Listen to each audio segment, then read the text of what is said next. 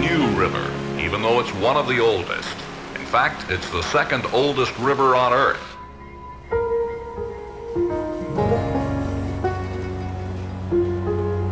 And it drew to its banks, here in the heart of the New River Gorge, a breed of people whose personalities and strength matched its example.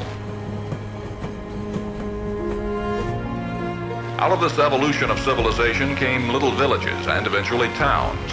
Thurmond was such a town. By the early 1900s, it had grown from a riverside settlement to a roaring, gun-toting city of several thousand, and it became the most prosperous and successful community in the wilderness. Oh my darling, you can't love but one.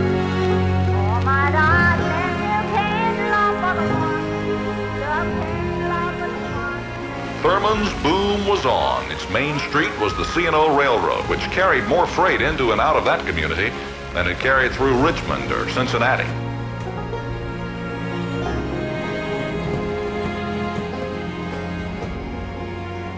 It's all dead now. The towns, the mines, all dead. Now, Thurmond is like a starving watchman in a morgue. Every other town is dead and awaiting burial by the wilderness, while Thurmond's population of 86 keeps it on the verge of life. Oh my darling, you can't love.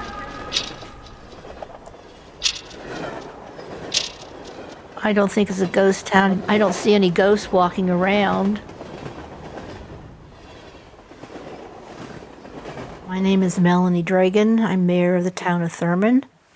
Okay, let's call the meeting to order, please. Let's go over the minutes from the previous meeting. Missy, you want to do that, please? Meeting was called to order. Minutes from the previous meeting were reviewed. Time motion to accept. Missy seconded, motion carried. Treasurer's report was also presented. Missy made a motion to accept. As presented, Ty second, motion carried. Town budget revision for my husband always encouraged me to be the mayor. That way I could keep the town going. So that's what I'm trying to do, is to keep it going as long as I can. The treasurer's report. We had an income of $1,642. And of course, as people die, you know, it gets harder and harder. Now what happens when I die, I figure that's the end of the town, but I tried, you know. Trivia racing, Thurmond Triathlon. Man, have I got a lot for this. The t-shirts for cotton, they gave us the discounted price of $5. My name is Melissa McCune, and I'm a lifelong resident here in Thurmond. I am a sitting member of Town Council. Conversation together. So I'd like to use that on the upper part and some on the hill. Well, I was gonna ask Chad McCune.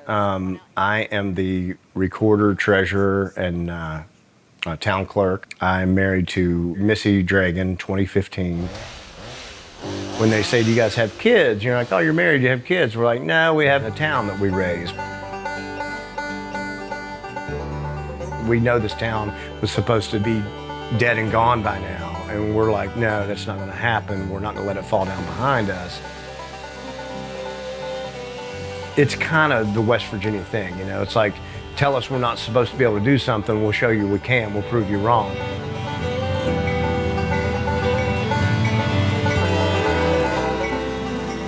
Every time a train goes by, you hear it. And you think, well, we made it one more train. I came here with my boyfriend in 1968, looking for a place to start a whitewater rafting company. And Mr. Pugh was willing to rent him a fishing cottage over the hill for $5 a month. That's how we started. Then in 1978, this became a national river, and the Park Service came in with the promise of turning this into another historic interpretational town. And they voluntarily purchased people's homes. People who wanted to go were well compensated for their house. I'm Charles Sellers. I'm the superintendent of New River Gorge National Park and Preserve. I don't, and I will not speak for a former superintendent, but I will speak to the conditions that exist today, is that the desire to protect the property and to protect the river was the reason that the property was acquired. The structures that were on it were somewhat secondary to that decision. It was to protect the property. Kind of another big crushing hit was when the engine house burnt down. The National Park Service was in final negotiations to buy the structure from CSX. They plan to spend $8.5 million to turn it into a large exhibit house. There was no electricity in there. There was nothing, and it just spontaneously caught on fire. And that was kind of the final straw. So many of Thurmond's important landmarks have gone by the wayside. One more is lost forever. I think, what made it a ghost town was the, Park Service buying everybody out and then leaving the buildings and not maintaining them, not taking care of them. So now we're at the point where everything's falling in after 20, 30 years. Yeah.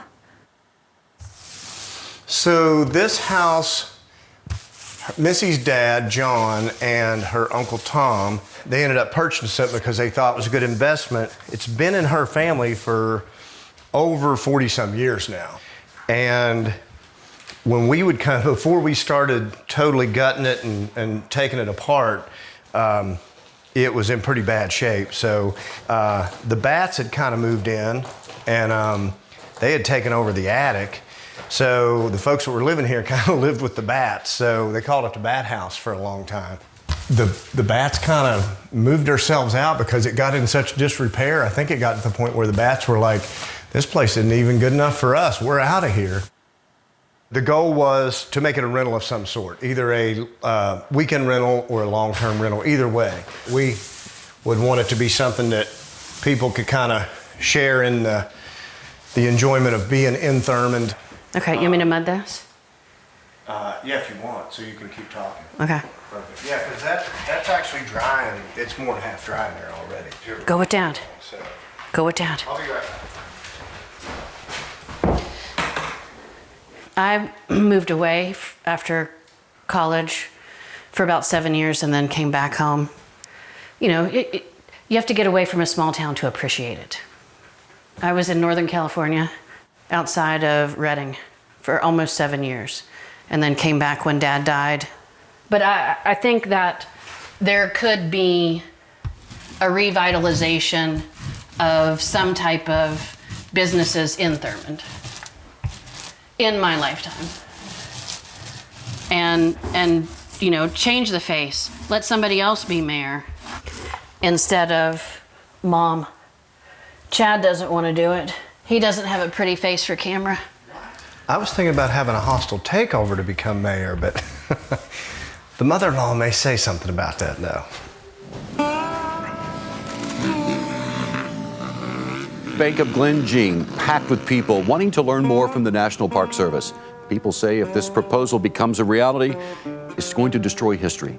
The National Park Service is proposing demolishing about 15 structures in the Thurmond area. Today, at a public meeting at the old Glen Jean Bank, the NPS says most were not intended for reuse and are now abandoned, dilapidated, and overgrown safety hazards that are vulnerable to trespassing and vandalism. We're putting everything we can into this town, and the opposite of growing town would be tearing things down in town. I lived here longer than any other place in my life. I'll be 80 years old, and this is where I live. This is where my children grew up. So the town is mine, and I want to keep it that way as long as I can.